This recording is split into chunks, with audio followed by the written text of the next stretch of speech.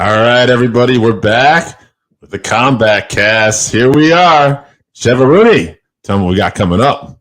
All right, February 4th, UFC Fight Night, Lewis versus Spivak. That fight will actually be Sunday morning on the 5th. Yeah. Starts at 1 a.m. So we'll be, DVR in that one. Yeah. That's the one good thing about ESPN Plus is you can go back and watch the replays of stuff. So that's cool. Yeah. And then February 11th, UFC 284 Makhachev versus Volkanovski for that pound-for-pound spot.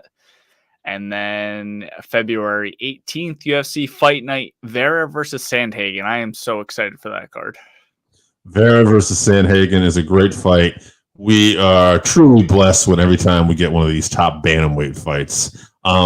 We'll talk about the light heavyweight division a little bit later, but I heard somebody recently talking about how the light heavyweight division is very even, but not because there's one standout fighter, and there's no disrespect to anybody there. It's just that from the 15 all the way down, it feels like anybody can beat each other. Mm-hmm. But with bantamweight, it's just this elite category with, like, I would say even maybe up to the top 8, where it's just like highly skilled fighters, and you're just in for a treat every time.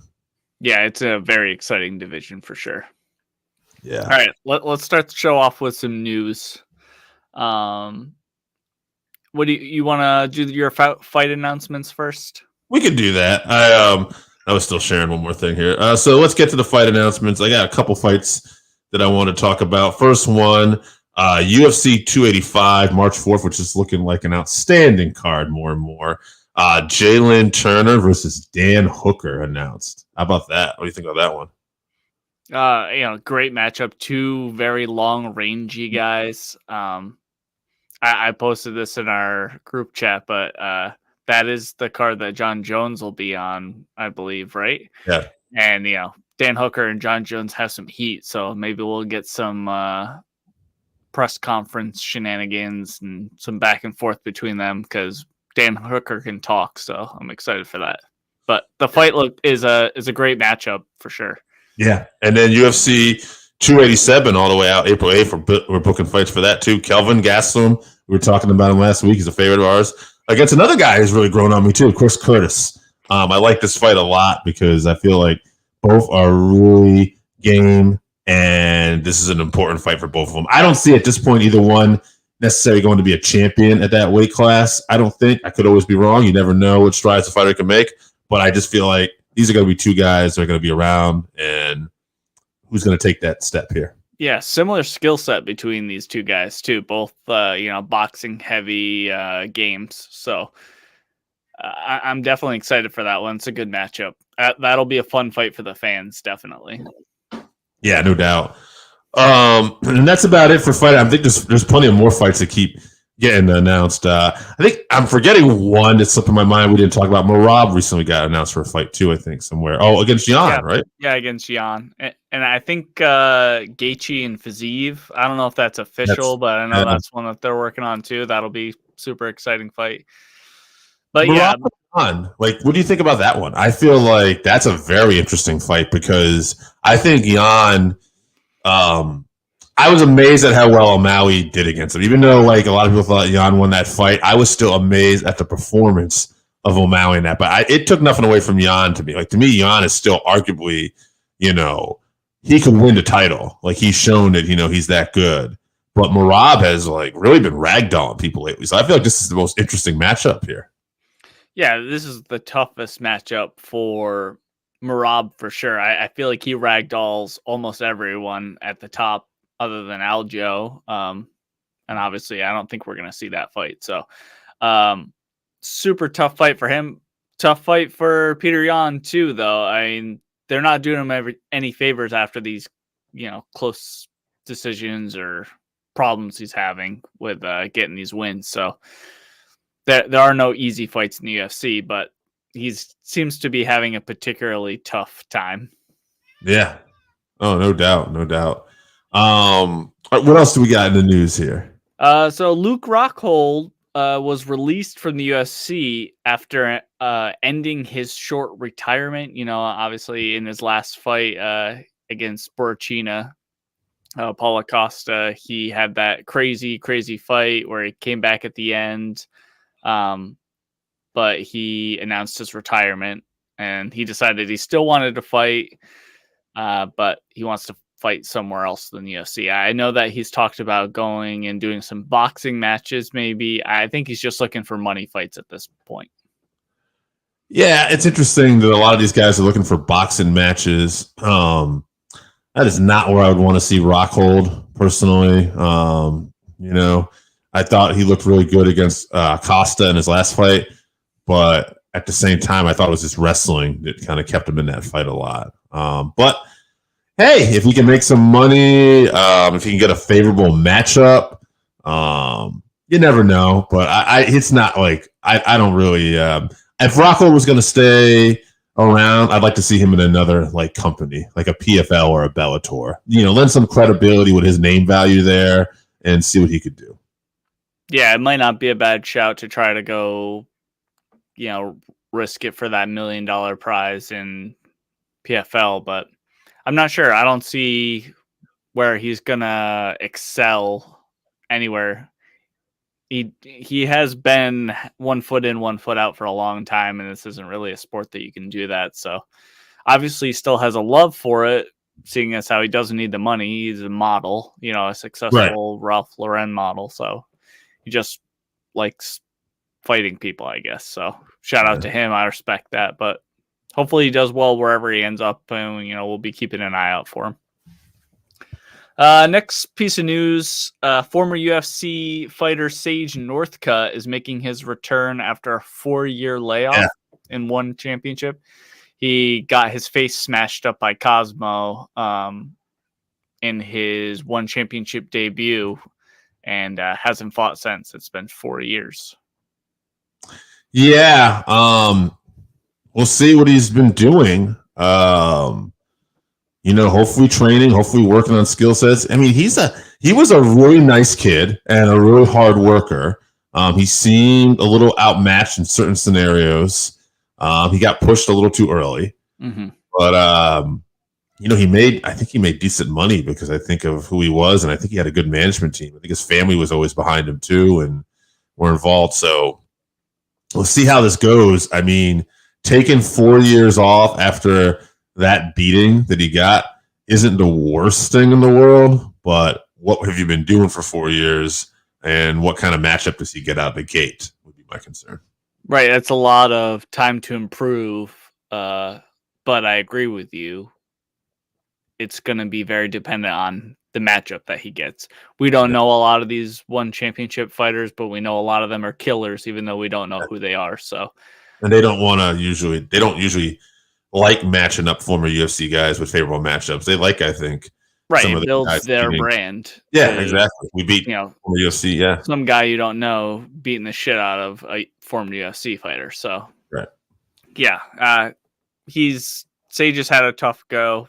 I think the UFC has learned from the way that they handled him and Mickey Gall and previous young fighters. You see that now with the way that they're handling the Paddy Pimbletts and the Sean O'Malley's and all that. So, unfortunately, they were kind of the sacrifices for this current generation. So, good luck to Sage. It will be on Prime Video, so maybe we can catch that fight.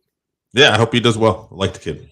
And then last weekend, it was announced that Aldo will be inducted into the UFC Hall of Fame this year in July. He was elated, obviously. I mean, I get being happy, but it almost seemed like it was a surprise to him. Like, we all knew this was happening, right? So it's nice that they announced it while he was in Brazil, his home country, and everyone was behind him. So that was very nice. I mean, it's a layup. Like, the guy is one of the best in the world. He was arguably the best featherweight in the world. Now there's two guys kind of like you could put right in there too with Holloway and Volkanovski. But Aldo, a legend. And then, his career at bantamweight, he was competitive there. Like, he was in the top, I would say 4 or 5, like all the time, competed for the championship. So he could have been champion if he didn't. If Marlon didn't get that victory over him, that I don't think he deserves. So, he could have got a title shot after that and possibly won. But yeah, it would have been that's very the way it goes sometimes. Cejudo, right? Yeah. Yeah. But layup. Heard he's going to be doing some kind of boxing or something. He's a guy that I think could do well depending on who they matched him up with. Great striker, but a lot of years on that body too, fight wise too. So for sure, whatever he does, I hope he does well. He's one though. Like unlike we talk about Rockhold going to PFL. Like I'd like to see Aldo just stay retired. He had a great career. Right. I assume maybe we see him in a couple of these boxing things, but I think he was a UFC guy through and through. I don't think we'll see him, come back and be in PFL or Bellator or anything like that. So that's it for the news. So let's get into our review of UFC 283. Let's do it. Teixeira versus Hill from Brazil. Yes. We'll just talk about the one fight on the prelims that we all really cared about: Mauricio Shogun Rua versus Ior Porteria. Porteria got the KO win, I believe, in the first round, the end of the first round. My big takeaway was, he looked great, but he certainly did not win any fans with his dumb little dance he did afterwards. It seemed pretty disrespectful. Apparently he said it was, he's a duelist, and I don't know, he pointed finger guns at Shogun, but then he pointed him up and shot into the air, and that was how he was showing him respect or something. I don't buy it. I think the guy's trash. He did not earn any fans from that Brazilian crowd for sure. But anyway, shout out to Shogun. Shogun said he just wanted to be known as a nice guy, in his post-fight thing, and another one Brazilian legend going out of the game that we all respect for sure. Absolutely. Nothing but respect for Shogun. Really sorry to see him not go out on a win, but we had a feeling that might happen. But he's a guy that he could add a name recognition somewhere else. But again, like Aldo, don't really want him to. Had a great career.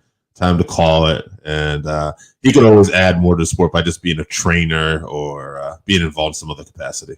Mm-hmm. I agree. Yeah. All right, move on to the main card. Paul Craig versus Johnny Walker. What do you think about this one? We called it. I mean, it was that style. Like Walker was, comfortable if this went to the ground, but I think more just that he didn't engage at all in Craig's game. He played a great distance game in that first round, and it really forced Craig to have to really, really go after him to try to get that takedown, and he wasn't in a good position.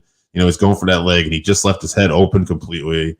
Walker hit so hard, and, he's just able to put the hurt on him, finish him. It was impressive. I did have a couple matches I wrote down for possible fights next. With Johnny Walker, I just thought, hey, Anthony Smith, I'd like to see it. Yeah, that's a pretty good matchup. I don't know what's going to be next for Jamal Hill. I know that Anthony Smith was scheduled to fight Hill, and then he was the backup for this fight against Glover. So maybe he gets the next shot, but who knows with the UFC. So, that's a great matchup. But this division is wide open right now. Yeah. For sure. Yeah. But going back to the fight, I was impressed with Johnny Walker. He was disciplined, but he was still himself. He's still explosive. I mean, very impressive the power he landed, because he really hurt Craig while he was just standing on one foot, because Craig had that single leg trying to take him down, and Johnny Walker just cracked him with that right hook and, then followed up from there. Bummer for Paul Craig, but Johnny Walker looked great. He did the worm after he won, which is how he almost ruined his career before. So maybe don't do that, but he's a wild guy, so he doesn't give a shit. So congrats to him and his team. I'm excited to see him next. I like that he's rebuilding his career. Me too. It's a nice name to have out there. Now we're going to go on to another fight that we pretty much saw coming here. Lauren Murphy versus Jessica Andrade. Draws look great. Murphy, too tough, Roan good. I think that was what I was saying. I thought Murphy would get finished late, but I thought early. I thought she was going to get finished in the first round. Yeah, so I think she had the ability to like drag it out there, but even more than it was disappointing almost that it wasn't stopped. Like it probably shouldn't have been. Andrade, super impressive. Did what she does. She looks strong everywhere. I wouldn't mind seeing a fight with her and Valentina down the road. I know Valentina's booked again. I know they fought before. But I mean, I could see her going down to strawweight and fighting Wei Li, Zhang again. I could see that fight. Like, that's the great thing about somebody like Jessica Andrade is like, she can go from strawweight to fly. She can fight good at bantamweight. And she's great in all these divisions too. She really doesn't lose anything. She looks just as good in all the divisions. It could make her a Hall of Famer someday, just the fact of the way she's bouncing all around. I'm going to throw an interesting name at you, though. And this fight's not going to get booked. But I just think it'd be an interesting fight at flyweight. Really throwing this woman to the line. But Erin Blanchfield, who has looked dominant, impressive against everybody, putting her against Jessica Andrade, that would be an interesting fight to me. Yeah, I don't think we're going to see that one because the UFC wants to push Erin, I think. Right. But grappling-wise, Erin's such a great grappler, but Jessica is so strong, so that would be an interesting matchup. On the feet, obviously, I'd give Andrade the edge. She's so powerful, but interesting matchup. Maybe further down the line. Erin develops her game a little bit more, her stand-up game a little bit more, but yeah, I'm excited for whatever Andrade is doing next from whatever division she decides to fight in. Yeah. But going back to the fight, I underestimated Lauren Murphy again. I mean, her durability is legendary at this point. But I do think the corner should have stopped the fight for sure. But not so much that she can't handle the damage, but just the fact that she had no offense. She could not get Jessica's respect. She wasn't hurting her. She wasn't going to catch her in any submission or anything like that. That's not really her game. So, just live to fight another day. Don't take those years off your life, possibly. So, all right, move on. Gilbert Burns versus Neil Magny. Said it before. There's levels to this game. I like Magny a lot. He's constantly working, but I just didn't feel like he was a good matchup for Gilbert. I just thought because Gilbert is so good with jiu-jitsu, like we talked about, and Gilbert's good with the striking. He's explosive. He was able to knock down Usman at one point, fight Chimaev, and I just thought I could see Burns ending this early, but I thought Magny might make it go a little round two. Burns gets it done, though. Finishes it. Again, I'll throw another fight out there, too. Maybe Bilal Muhammad. I don't think they fought before, and they're both ranked near each other. So, Yeah, I know Bilal's calling out anyone ahead of him, but I honestly think he deserves the title shot.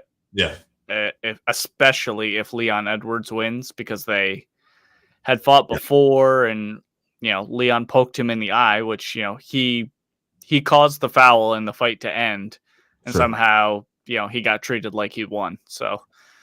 That's an interesting matchup, but I think Bilal should be next for a title fight. Absolutely.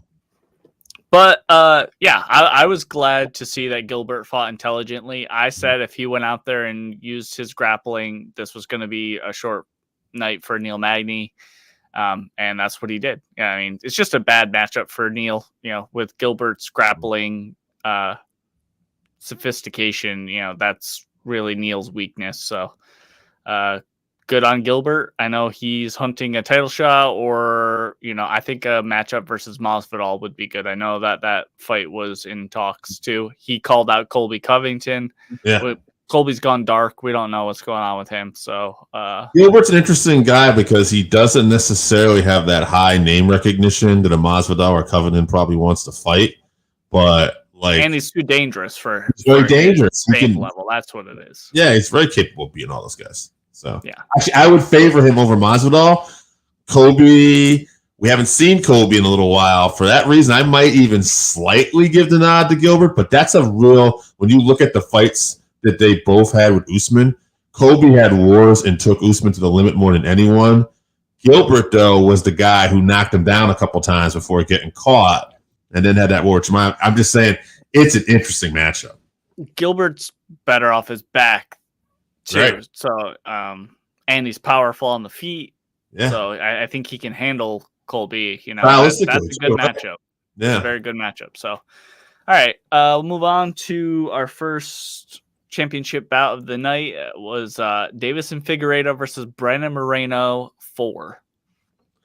So we said beforehand that every time we saw these guys fight, it was like something different just happened, from the draw where Figueiredo looked, I thought probably would have edged him out if it wasn't for the foul, but we were so impressed with Moreno had stepped up at that point. But in the rematch, I remember thinking, okay, Figueiredo's probably got this. But then Moreno looks amazing, right? He's another level. And then Figueiredo works with Cejudo, and he gets it done in the third fight. So I was like, what are we going to see? And I picked with my heart, and my heart was right. But I think the story of this fight was Moreno is still on another level. He's working well. And I think Figueiredo, I'm not taking anything away from him because he was still in the fight the whole time, and it was an exciting fight. But at the end of the day, I don't think he wants to be in this weight class anymore. I think these weight cuts are very hard for him, and I think that was a huge difference maker. We can talk a little bit about, obviously, he got punched in the eye, and then there was a poke after it, but it was the punch in the eye that did the damage, which led to the doctor stoppage. Nice to see a doctor stoppage for a chain, actually. He could not open his eyes. Yeah. So it was well done. I would imagine Moreno, I'm trying to remember the number one contender. I think it's Alexander Pantera. Yeah, Pantasia. Pantasia. I'm thinking of the band. Yeah, Pantera. Yeah. But I think Pantasia has some wins over Moreno too early in their career. So this would probably be the fight that makes the most sense, and we'll see because both those guys are completely different points in their career now. But great win for Moreno. Absolutely love this guy, and hope he keeps doing his thing. Yeah, we were treated to another very closely contested, great fight. And this rivalry is now over with Davison moving up to bantamweight, which I think he'll do very well at because, yes, the weight cuts have been rough on him. But I think overall, in this rivalry, it's been Brandon Moreno's ability to adapt and change.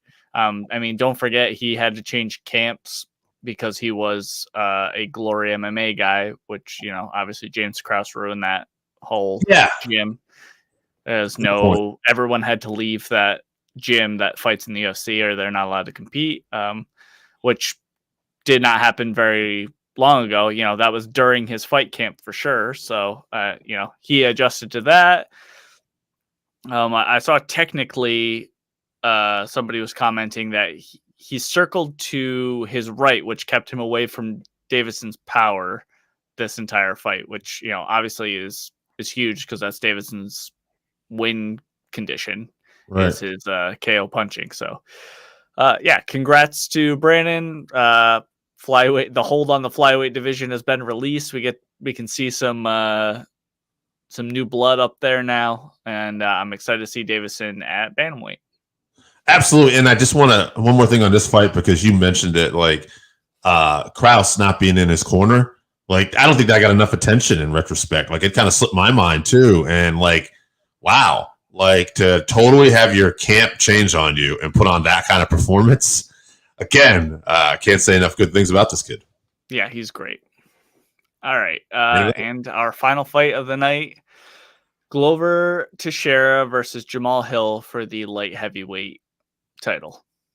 Jamal Hill. Oh, wait. Before we do that, I just want to shout out also Brandon Moreno with his great attitude for the trash Brazilian crowd. Yes. Which we'll talk about again after. We'll talk more about that. Yeah. But the absolute disrespect from the crowd. I get you're upset that your guy lost because he got punched in the eye.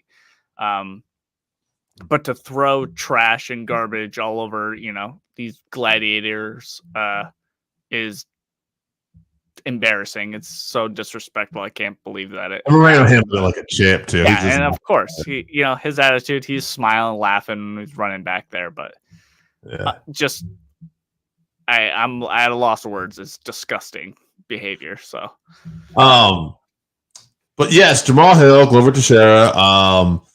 Glover's toughness is crazy. We saw that stat. I think we had in our group chat that when the rankings came out, like he was in the top 4 and he finished in the top 2, and he's never not been in the rankings. It's incredible. So Glover's always been there. I remember one of the early cards we went to where he fought John Jones for the light heavyweight title, and I remember thinking, oh man, that's too bad. That's probably it. He's probably never. And here we are years later. He won the championship, and he had one more chance. Backley from Cage My Q, he said, that the striking ability would probably be the difference.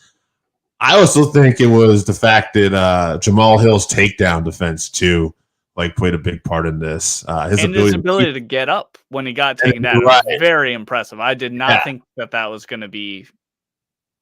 He was going to be capable of getting up. Yeah. But his striking was definitely a big difference maker too. Just all around, Jamal Hill just looks like a better fighter than we've seen. He always looked like a good fighter, but he's looking like an even a better fighter. You can see the improvement and the work. Happy for this guy. He was so overcome with emotion. Glover Teixeira, a legend. I think it was a great time for him to hang it up. It says he's too tough for his own good.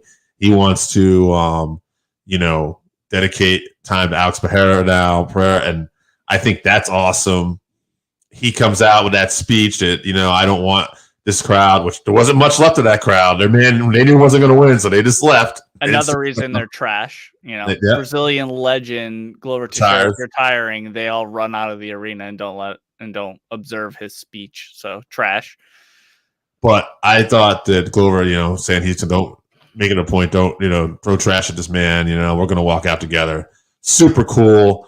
I'm just going to throw one fight because I've said something for everybody. This is not going to probably happen, but especially the stylistic matchup. Middleweight champion Alex Pereira against Jamal Hill. Oh, man, I would love to see that given the story of the fight. And, if there was an injury happens or something and Pereira stepped up, I'm in. Yeah, I'll talk about that at the end, but yeah, Hill looked great. He did very well managing his volume. Coming out, he knew this was going to be a 5-round fight. He knew Glover was tough, so he didn't gas out early. He did look tired in the fight, but he fought through that. He did a great job with distance management. He stuck his jab out on Glover, and Glover just could not time it or get out of the way. He ate a lot of them. Obviously, Jamal Hill was great. But I do think that the story is Glover, Brazilian legend retiring in Brazil, albeit to no fans, but just he is the toughest 43-year-old man walking this planet. Nobody can convince me otherwise.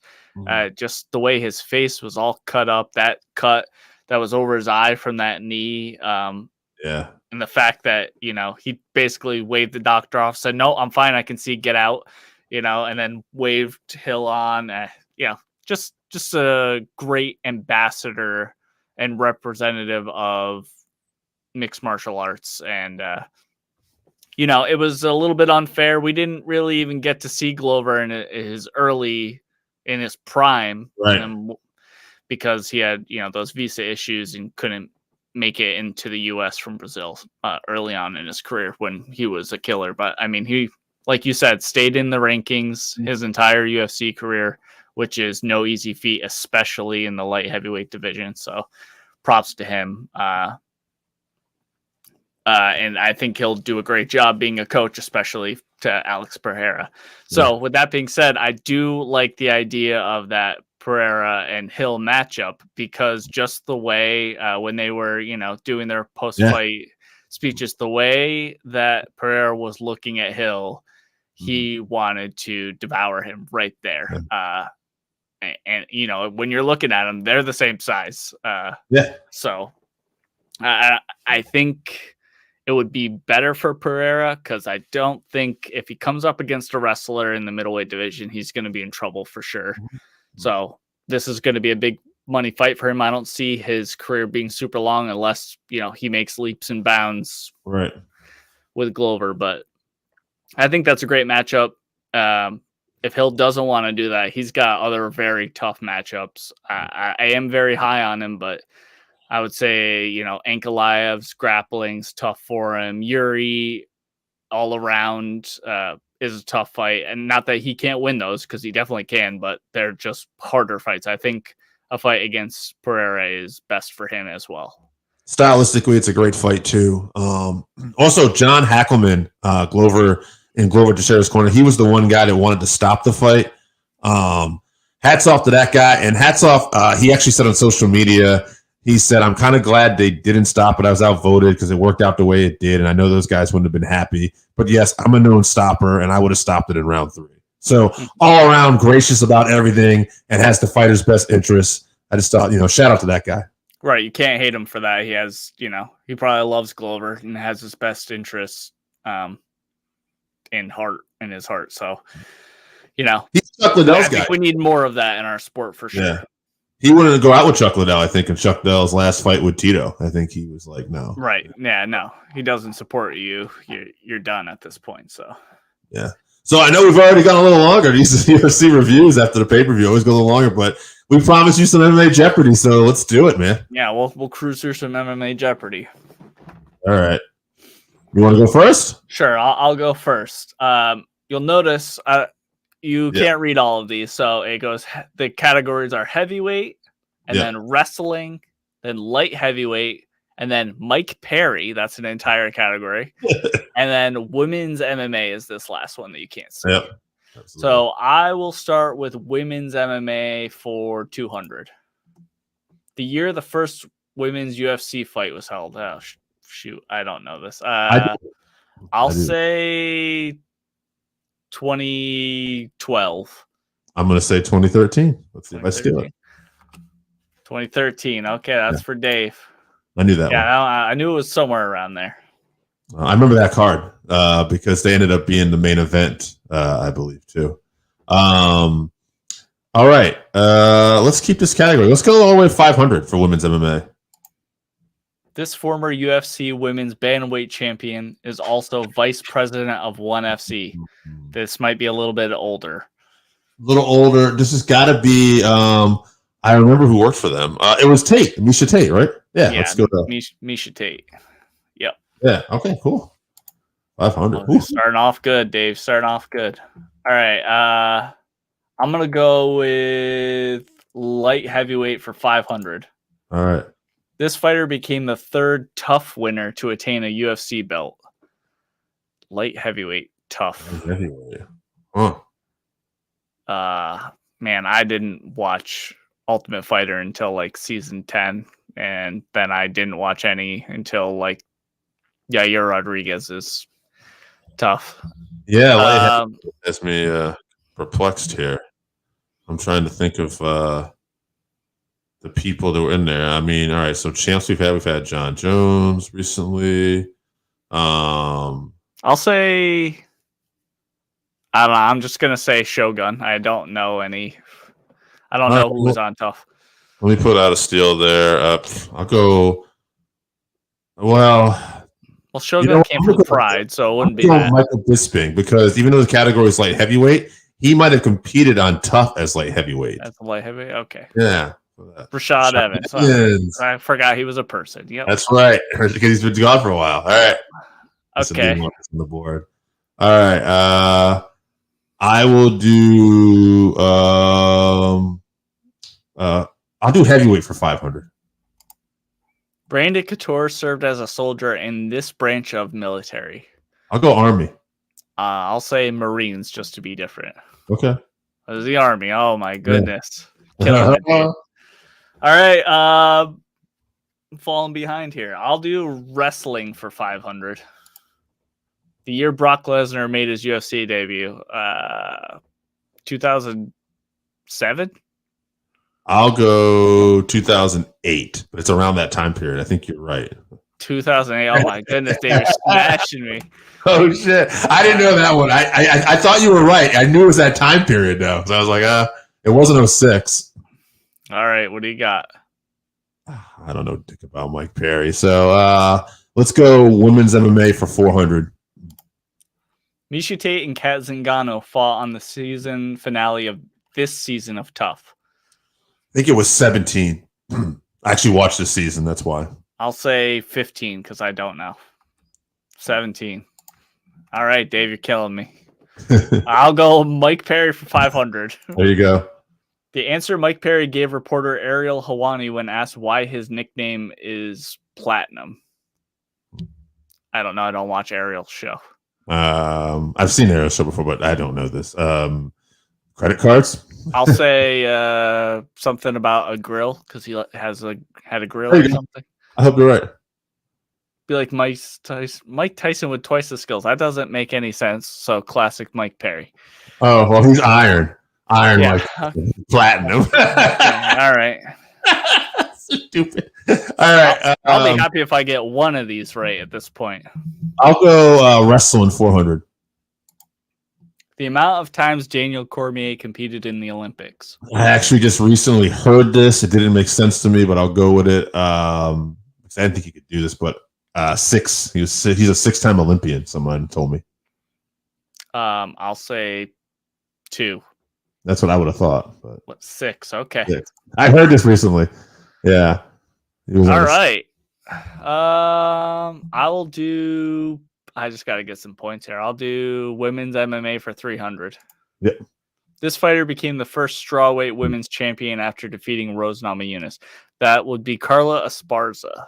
Yes, it was. All right, I got some points. Let's go. All right. Heavyweight for 400. This UFC heavyweight will star in the movie Fast and Furious 9. I think this was what Francis Ngannou was working on. I could be wrong. I don't know. Yeah, I think it is too. Find out.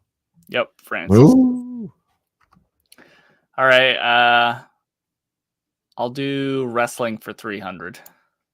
This civilization contains the earliest known records of training its soldiers in wrestling. Greek? That's what I would think. I don't know, because I remember when I used to rent pro wrestling, it would have actually look like the old Roman Colosseums. So I don't know. Romania. Ancient Greece. There you go. Yeah, that makes sense. I know that, it was started for the Olympics or whatever. Mm-hmm. Right. Ancient Greece. So. Yeah. All right. What do you got, Dave? Let's keep it up with wrestling because I like wrestling. 200. This man was the first world-class wrestler to compete in the UFC. Well, could be subjective, but yeah, I'll go Randy Couture because he's the first one I remember them making a big deal out of. But I don't know. Yeah, sure. I don't know. Dan Severn. Yeah. Okay. Yeah. I guess that predates. That's early. Yeah, very early. All right. I'm gonna kill off. Actually, I'll go with Mike Perry for 400. I don't know. The year Mike Perry was born. Well, I'm pretty sure he's younger than me. I'll say 90. I'll say 90. You want to do Price is Right, closest to getting over? You can get the points. I don't care. I'm just throwing it out there because I don't know what year this guy was born to. Sure. You said 90? Yeah. I'll be the closest. Like if I go over, I'll go 93. 1991. You're closer. There you go. Yeah. Okay. Got it. Get the points. All right. Okay.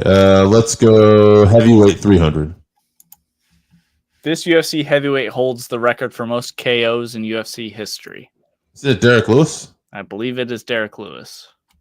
Yep. All right, I will go with. Oh man, I feel like light heavyweight is what I know the least about. Yeah, or Mike Perry. Who knows shit about Mike Perry? Yeah. I'm gonna stick with Mike Perry. 300. Okay. The belt rank which Mike Perry holds in BJJ, I think it's purple belt. That sounds right. I'm not even gonna take a guess. I don't know. Yeah, purple belt. I don't remember where I heard that, but All right. All right. I want to finish off this heavyweight category. 200 here. Well, we got a few more, but This UFC heavyweight has the highest rated striking accuracy in the UFC. I don't know if it'd be still in the UFC, but the guy I think of like had that striking and everything like that. I always come up with Alistair Overeem. I'm gonna say Stipe, but Stipe, yeah, Alistair's a good guess. Yeah, Alistair. Yep. All right. I'll go with wrestling for 100. Known for his nickname, the Eagle, this Russian fighter uses sambo and wrestling to smother his opponents. That'd be Khabib Nurmagomedov. Absolutely. Okay. Let's do women's MMA for 100. This one was the first UFC women's champion. It's got to be Ronda Rousey.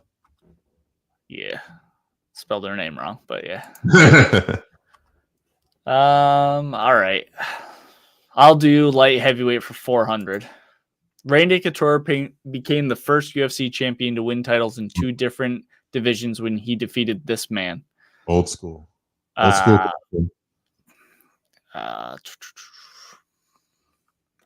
say Lyoto Machida. I don't know. I'm pretty sure. I don't know. I'm pretty sure it's Tito Ortiz though. But let's go. Let's see. Tito. Yep. Yeah. This is benefiting you. This is all before my time. This is how it worked last year. I think I beat you really good in the first one, and then I lost the next 2. So, what you got? All right, your turn. Is that your turn or my turn? That was my turn. Okay. Light heavyweight. Well, let's do heavyweight 100. Let's get it off the board. This heavyweight champion holds the most title defenses in UFC heavyweight history. Stipe. Yeah. All right. Let's do light heavyweight for 100. I'm just going to pick up some points here, hopefully. The man who beat Shogun Rua for the light heavyweight title, that would be John Jones. Yes, it would. Okay. Light heavyweight for 200. This man was the first light heavyweight UFC champion. First light heavyweight champion for UFC. Oh, jeez. Tito Ortiz? Sure. Frank Shamrock. Yeah, okay. I will get light heavyweight 300. We're going to end this Jeopardy with Mike Perry question. The number of successful title defenses Tito Ortiz had while defending his light heavyweight title. I don't know. 3?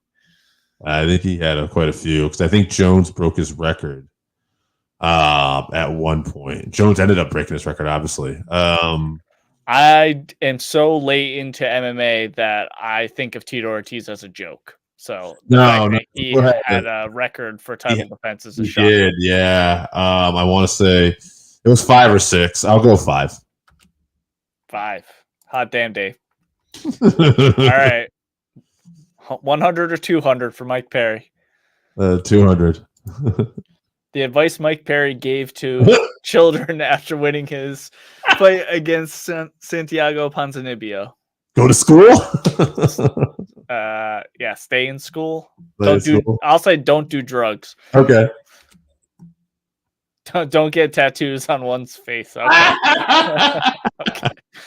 All right, last question. Mike Perry, 100. Mike Perry famously had this individual help corner him. That's his girlfriend, right? Yes. Right. Yep.